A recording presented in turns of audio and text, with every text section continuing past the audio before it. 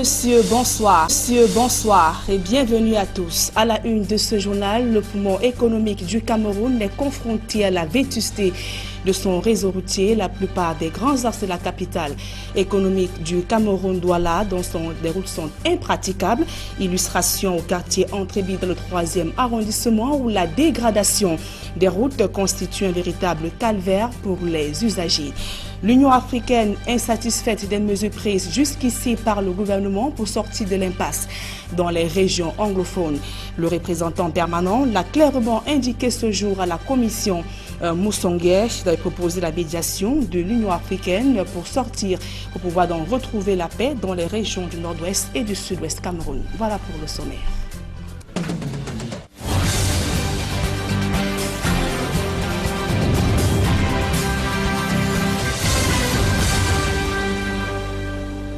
Mesdames, Messieurs, une fois encore, bonsoir et merci d'honorer ce rendez-vous de l'information sur Equinox Télévision. Je vous le disais en titre, les mesures prises pour résoudre la crise anglophone sont insatisfaisantes.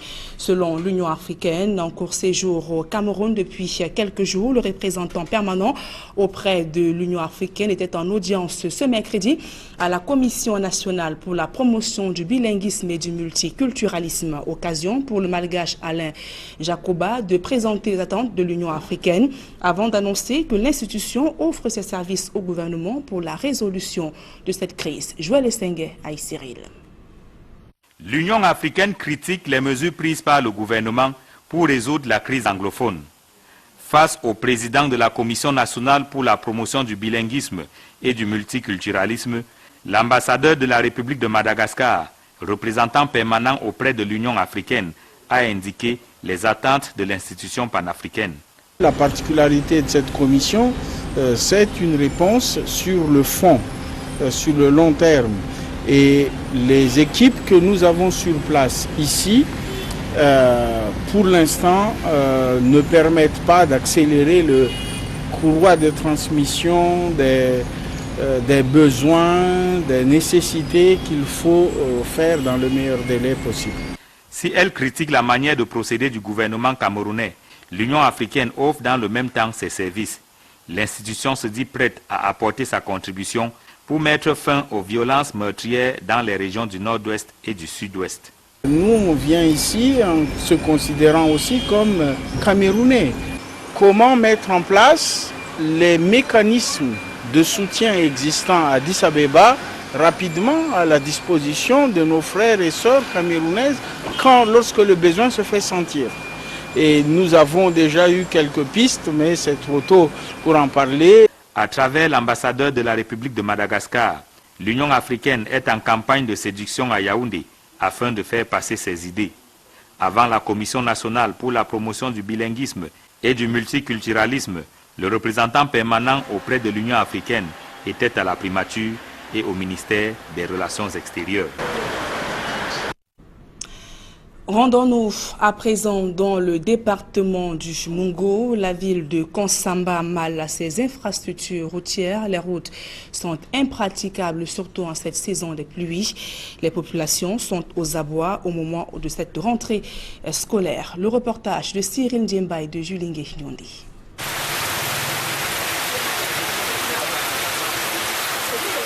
Cette scène nous permet de découvrir le calvaire des populations de la ville de Konsamba dans le département du Mungo. Les routes sont dans un état de dégradation avancée. Les nids de poules jonchent la chaussée. Il faut montrer patte blanche pour pouvoir effectuer le trajet devenu un véritable parcours de combattant. Je ne peux pas monter sur notre route, je ne peux même pas monter. Les enfants tombent tous les temps, les voitures même ne parviennent pas. C'est trop grave. Ça glisse comme il n'est pas permis. L'accès à bon nombre d'établissements scolaires de la ville est difficile. C'est le cas au lycée de Lonako ou encore au lycée bilingue de Konsamba. Les routes sont caillouteuses en saison sèche et boueuses en saison de pluie. Les populations inquiètes ne savent plus à quel sens se vouer. Ce que font ces élèves, c'est quoi? Il y en a qui vont à l'école, à l'établissement avec 2 paires de chaussures. Alors, la première paire qui sert de quitter de chez eux jusqu'au goudron en bas.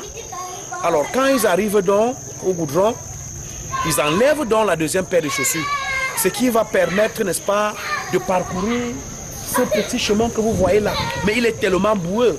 Alors, le temps d'arriver au lycée et de s'échanger, ils sont déjà en retard, ça crée trop de problèmes. Une fille qui composait le bar est tombée ici en route. Sa tenue était toute sale. Il fallait maintenant retourner à la maison. Le mauvais état de la route a un impact sur le coût de transport. Très peu de conducteurs d'engins osent s'aventurer sur ces différents axes routiers, principalement accidentogènes. Ce n'est pas praticable. Les élèves ont trop de problèmes pour accéder à leur établissement. Ils se trouvent toujours dérangés, ils se renversés. La tenue, avec leur tenue, ils sont encore toujours sales. Ça nous choque, hein? On essaie de nous aider les élèves, ces élèves-là. Au moment où le train de la rentrée scolaire démarre à peine, les populations espèrent que les autorités compétentes entendront leurs cris de détresse et feront le nécessaire pour permettre aux élèves de se mouvoir en toute confiance. Et sur place à Douala, circuler au lieu dit Entrebir dans le 3e arrondissement est un chemin de croix pour les usagers qui l'empruntent. Le mauvais état des routes donne du fil à retordre aux conducteurs. Son état de dégradation est pourtant très bien connu des pouvoirs publics. Au cœur de ce bourbier, le reportage de Mathilda Kemazou, Isabelle Carole Zopet. Des nids de poules transformés en lacs, de la boue qui recouvre complètement la chaussée, des rigoles bouchées, ce sont là les causes du calvaire que vivent les populations du lieu-dit Entrebir dans le 3e arrondissement de la ville de Douala. Le mauvais état de route est dû à beaucoup de problèmes qui veut donc dire que 1 d'abord les rigoles, de 2 les trains et de 3 la population elle-même qui ne veut pas se jeter à l'œuvre sociale. C'est ça, on sait tout là. Et même sur les rambles, il faudrait qu'on ouvre les drains. Parce que quand il pleut là, l'eau revient plutôt pas comme ça, quittant du drain. Ça vient comme ça, bonjour. Ça vient donc comme ça. L'état de dégradation avancé dans lequel se trouve cette route rend difficile le déplacement des usagers qui, à pied ou à moto, peinent à vaquer à leurs occupations. Difficile également pour les conducteurs de moto-taxi qui doivent s'armer de courage et de force pour braver ce trajet à l'origine de nombreux accidents. Les efforts entrepris par les populations pour réhabiliter cette route restent insuffisants face à l'ampleur des travaux qui nécessitent absolument l'implication des autorités compétentes. Dans le reste de l'actualité, la rentrée scolaire 2018-2019 est effective au lycée de Cotin, c'est dans la Haute-Sanaga. Malgré les performances des élèves et des enseignants risquent d'être hypothéquées du fait de l'absence de bibliothèque dans l'enceinte de l'établissement et d'autres commodités. Charles Melingui, Marcelin Gansop.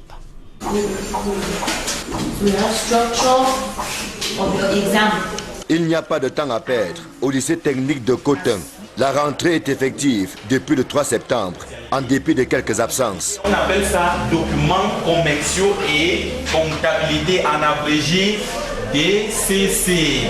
Des documents C commerciaux et l'autre C est comptabilité. Nous avons dit aux élèves que l'école a effectivement commencé. Il ne faut pas attendre le mois prochain pour dire, parce que nous sommes à l'arrière-pays, on ne commence pas comme dans les grandes villes. Non, en Cotin, et au lycée technique, l'école a commencé. Il nous faudra donc, n'est-ce pas, des documents pour travailler. Un train à bord duquel de nombreux élèves ont pris place. Ce, en dépit des difficultés. C'est parce que je sais que l'examen se prépare dès le premier jour où on entre en classe. Et comme difficulté que nous avons ici en Cotin, nous n'avons pas de bibliothèque ou de librairie pour se procurer des manuels. Vu cela, nous sommes obligés de nous rendre dans les villes pour avoir un manuel. Ajouté à cela, nous avons donc des risques liés au déplacement pour acquérir un manuel scolaire. Et nous supplions vraiment le ministère de penser à nous en cette rentrée scolaire. Des difficultés corroborées par le chef d'établissement. Au lycée technique, comme dans la ville de Cotin, l'eau est une denrée plus que rare. ce qui expose les élèves et le corps enseignant à diverses maladies, lesquelles peuvent avoir des conséquences sur les performances attendues. Nous sommes entre deux villes, mais les deux villes sont dotées de l'eau courante, mais pas en côté. Nous nous débrouillons ici. Au départ, nous avons fait creuser un puits aménagé, mais nous n'avons pas d'enseigne.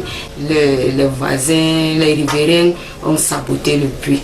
Ce qui fait que chaque année, nous sommes là éternellement en train de reprendre. En attendant de voir leurs conditions d'études et de travail améliorées, les élèves et les enseignants du lycée technique de Cotin sont obligés de faire contre mauvaise fortune bon cœur. Et dans le chapitre santé de ce journal, parlons de la lutte contre les maladies d'origine alimentaire. Une cinquantaine de femmes à Ebolova, dans la région du Sud, vient d'être formées sur les gestes à proscrire. Lors les cuissons, le mouvement national des consommateurs qui porte le projet entend réduire ainsi le nombre de victimes des maladies d'origine alimentaire. Roger Takala et Flavien Valondongo. Au Cameroun, plusieurs familles à faible revenu courent le risque d'attraper des maladies d'origine alimentaire, certainement à cause de la négligence et même l'ignorance qui anime des ménagères. Lorsque nous sommes dans nos cuisines, nous avons des comportements dont on ne gère pas la gravité. Par exemple, si je suis enrhumée, je vais le faire sans me maintenir. Parfois, le chiffon avec lequel nous essuyons nos plats propres, c'est le même chiffon que nous allons essuyer la paillasse, et tout ça, ce sont des signes de contamination. On nous a dit qu'il n'est pas bien d'utiliser beaucoup de sel. À défaut de sel, comme on nous interdit souvent que comme tu as déjà le problème de sel, laisse le sel. Des maladies du péril fécal, le diabète et même l'hypertension, qui sont entre autres pathologies d'origine alimentaire, prennent leur source dans les gestes proscrits. Quand on achète par exemple un aliment dans le marché, il est d'abord prioritaire, important de le laver d'abord. Donc ceci évite beaucoup de maladies. Elles connaissent les règles élémentaires. Donc c'est juste un plus qu'on ajoute. Fort de ce constat et des risques que courent les consommateurs, le mouvement national des consommateurs du Cameroun, soucieux du bien-être des populations, vient de former les femmes de la région du Sud à Ebolova dans le respect des mesures d'hygiène alimentaire. Vous savez que la femme est un maillon essentiel du processus de consommation, parce qu'elles sont en amont et en aval, et elles sont dans la pièce angulaire. Ce sont des femmes qui ont des connaissances, mais il s'agit de renforcer les capacités de ce qu'elles ont déjà pour qu'elles se comportent mieux. Et l'objectif, c'est de réduire les maladies d'origine alimentaire. Ce n'est plus un secret pour personne que les maladies d'origine alimentaire prennent de plus en plus de l'ampleur dans nos familles. Le mouvement national des consommateurs, qui n'est pas à sa première opération, entend former le plus grand nombre de ménagères dans l'optique de réduire à sa plus simple expression le nombre de personnes victimes des maladies d'origine alimentaire au Cameroun. Dans l'actualité également, ce mercredi, le sommet Chine-Afrique, la rencontre s'est achevée hier à Pékin. Des grandes résolutions de ces travaux, l'on retient surtout le déblocage annoncé de 60 milliards de dollars au profit d'une dizaine de pays africains. Ces financements récurrents de l'Empire du Milieu masquent pourtant mal ces colossaux intérêts sur le continent. L'Afrique peine par contre à tirer son épingle du jeu dans ses relations avec la Chine. Innocent Abega, Donald Brice, Camgan. 60 milliards de dollars investis par la Chine sur le continent africain, notamment dans le secteur des infrastructures. L'annonce de Xi Jinping au thème du 3e Forum Chine-Afrique renforce davantage l'idée que l'Empire du Milieu envisage son avenir économique avec le continent noir. L'Afrique, c'est à peu près 50 à 60% de toutes les matières premières énergétiques, en tout état de cause stratégique de par le monde. Donc, chacun est intéressé par l'Afrique. Et la Chine s'intéresse pas à l'Afrique, pas parce qu'elle aime particulièrement les Africains, mais parce qu'elle peut en tirer le meilleur. Ce meilleur, la Chine semble bien engagée à le tirer.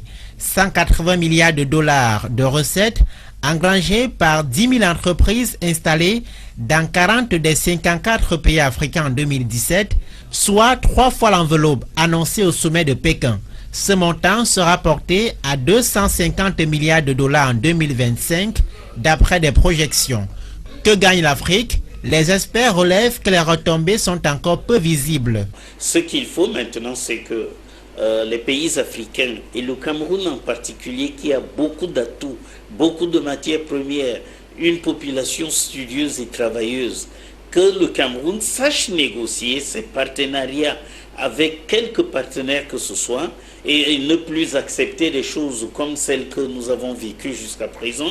Vous voyez par exemple le palais des congrès a bientôt 50 ans et quand il y a des problèmes, c'est les Chinois qui viennent l'arranger. Mais au-delà des bénéfices sectoriels, de nombreux observateurs pensent que les États africains embrassent chacun à son tour ce partenaire devenu le premier du continent ces 10 dernières années, une approche peu productive. La stratégie, encore une fois, ce n'est pas la stratégie de la Chine, c'est quelle est notre stratégie pour tirer un meilleur parti des opportunités que nous offre la Chine. Dans cette stratégie, les spécialistes mettent une approche communautaire, la prise en compte des spécificités de chacun des États dans les négociations afin de créer le maximum de bénéfices pour le continent.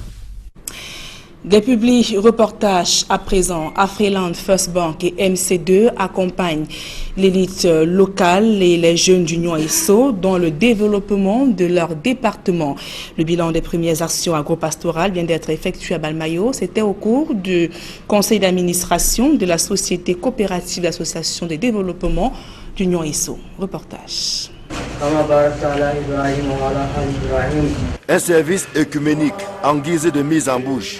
Voilà qui a planté le décor de la 3e session ordinaire du conseil d'administration de la coopérative Adenso, l'association de développement du département d'Union ESSO. Seigneur, au moment où les fils d'Union ESSO, autour de la plus haute autorité de ce département, et les invités sont réunis ici pour les travaux de l'Assemblée générale, nous te prions, Seigneur, de faire descendre sur nous ton Esprit Saint. Quoi de plus normal que de remercier le Seigneur qui a indiqué la voie et donné la force et l'impulsion nécessaires afin que la société coopérative Adenso conduise des projets de développement au bénéfice des populations d'Union ESSO, à commencer par la dotation de la coopérative d'un siège digne de ce nom. Nous avons un siège, c'est déjà un pas, un grand pas. Nous avons aussi eu l'appui de notre partenaire Afriland First Bank. Cet appui multiforme, cet accompagnement qui a été pour nous un moyen très efficace pour que nous arrivions à ce niveau-ci. La coopérative Adenso cible le secteur agropastoral à travers le financement des activités génératrices de revenus. Plus besoin pour les jeunes de vider les villages pour s'installer en ville. L'élite locale et ses divers partenaires leur offrent désormais l'opportunité de rêver grand pour eux-mêmes et pour leur département, en cherchant sous la terre les trésors qui s'y cachent. La terre est riche, il faut l'exploiter. La plupart des jeunes viennent dans les villes, alors que dans les villages, on peut vivre mieux que dans la ville quand on s'organise et qu'on utilise ses mains pour vivre. C'est pour ça que nous pensons que ça vaut la peine d'être ensemble pour nous organiser afin de nous développer. Pour mener à bien ses activités, la société coopérative Adenso bénéficie de divers soutiens, dont celui de la banque leader Afriland First Bank et du capitaine d'industrie, le docteur Paul Fokam Kamonye, invité spécial, qui a promis 10 millions à la Denso comme contribution au soutien des activités de la coopérative. Vous savez, tout Camerounais doit être engagé pour le développement du Cameroun. Donc, l'implication personnelle de ce projet, c'est comme l'implication personnelle que j'ai mis pour le projet des ECA, que j'ai mis pour les différents projets pour l'ensemble du Cameroun. Et ensuite, et surtout, je suis quand même chez mon père et je dois me battre un peu plus. Pour un début, des semences améliorées de maïs ont été distribuées aux petits planteurs, répertoriés dans les 6 arrondissements du département d'Union ESSO. Des semences qui couvrent une superficie d'environ 300 hectares sur les 1000 visés pour une production estimée à 3000 tonnes. Le projet est piloté par le Minader qui pour l'occasion a offert des intrants aux producteurs. Vous avez suivi l'évaluation, vous tous. Nous sommes très satisfaits, très satisfaits et nous croyons sincèrement que nous sommes sur une bonne voie et que nous allons faire, comme on a dit, de ce département un grenier au moins de la ville de Yaoundé. Il n'y a pas plusieurs manières d'y parvenir. C'est que nous puissions nous mettre au travail. C'est pour cela que nous essayons, avec nos frères et sœurs, nos enfants du Nyon Eso, de nous mobiliser pour que nous puissions nous organiser afin de faire face aux problèmes de développement pour combattre la misère. De quoi exalter et saluer le modèle de réussite que constituent les MC2, dont des antennes sont déjà ouvertes en Gomendiap, Kolmetet, Mengeme et Balmayo. Ce conseil d'administration a jeté les bases d'un futur encore plus prometteur. Ce d'autant que les filles et fils du Nyon Eso ont décidé d'unir leurs forces et leur énergie pour mettre le département sur les bons rails du développement. La présence du parrain et du parrain international du modèle MC2, Alphonse Nafak et Dr Paul Fokam Kamoni, augure certainement des lendemains meilleurs. La famille Banjoun de Douala au quartier Mabanda était en fête. C'était à l'occasion de la clôture de la 2e édition des sessions de formation des jeunes en langue maternelle. L'événement baptisé Élèves Banjoun Romala a servi donc de prétexte à la remise des prix aux élèves et étudiants de cette communauté. Reportage. Le foyer culturel Banjoun de Mabanda, dans le 4e arrondissement de la ville de Douala, a servi de cadre à la cérémonie de clôture de la 2e édition Fête de l'élève Romala.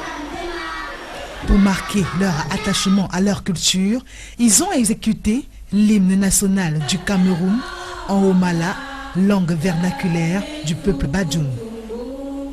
Durant cette fête, cette communauté a démontré ses talents artistiques à travers des chants, des sketchs, des danses traditionnelles qui célèbrent l'immense patrimoine culturel du peuple Banjoun. Ces prestations sont le résultat de l'initiation de ces jeunes à la maîtrise de leur langue maternelle. Je voudrais dire que je suis tellement contente et très émotionnée parce qu'on a joué aujourd'hui grâce à ce qu'on a fait pendant ces 3 mois de vacances et jusqu'à ce que nous avons arrivé jusque-là. À cette occasion, le promoteur a invité les parents à partager avec leurs enfants les us et coutumes Banjoun dans le but de renforcer leur identité culturelle. Oui, je voudrais dire aux parents que quelqu'un qui perd sa culture, c'est quelqu'un qui se meurt. Et il est important de se réveiller. Je demande aux parents, pour le lancement de la 3e édition, de nous envoyer les enfants. Tout ce que nous leur demandons, c'est d'envoyer les enfants. Nous nous occupons du reste. Ils n'ont pas de frais à payer, ils n'ont pas de charges. L'association se charge de tout. Je les encourage dans cette voie. Le rendez-vous est donc pris pour la 3e édition qui portera principalement sur l'initiation à l'écriture et la lecture en Romala. Et c'est la fin de ce journal. Merci pour votre aimable attention. Dans un instant, la suite d'Equinox Soir. C'est Jalin Otto. Voilà, merci Nadine Yambou pour le 20h. Nous, on va s'attarder sur le visage de l'ex-3e ville du Cameroun, à savoir Konsamba, ainsi que le mauvais état des routes dans le 3e arrondissement de Douala, dans ce qu'on appelle là-bas Entrebie.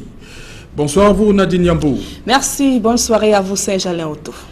Voilà, madame, monsieur, dans un instant, les experts, on va continuer de décrypter l'actualité sur la Chine, les rapports entre la Chine et l'Afrique, et aussi le mauvais état des routes dans le 3e arrondissement de Douala et en Konsamba, ex-3e ville du Cameroun.